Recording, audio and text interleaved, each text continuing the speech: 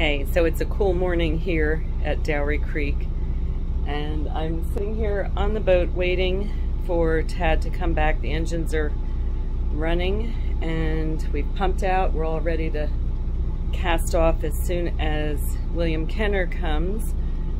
He is going to take the boat with Tad to TJ's boatyard and to get her up on the hard, and I'm going to meet them there.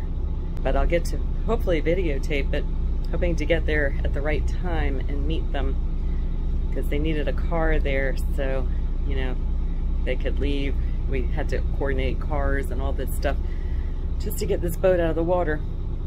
And hopefully the bottom of the boat won't look too bad with barnacles, because it hasn't been bottom cleaned since we were in Florida. We've had a hard time getting anybody to bottom clean here. I know, you know, it's been rough, and we may have to start doing it ourselves.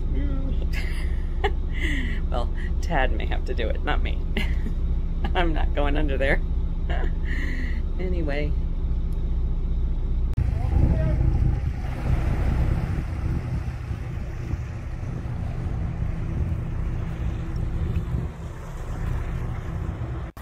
The boat has to be lifted out of the water on these slings. Apparently, a 55-foot yacht takes 4 straps instead of 2 straps to lift her out of the water. TJ had to swap the straps out while the wild heron waded in the river. As the wild heron comes down the channel for the first time, TJ lowers the straps into the water so the wild heron could drive over them. Oh, you're all right.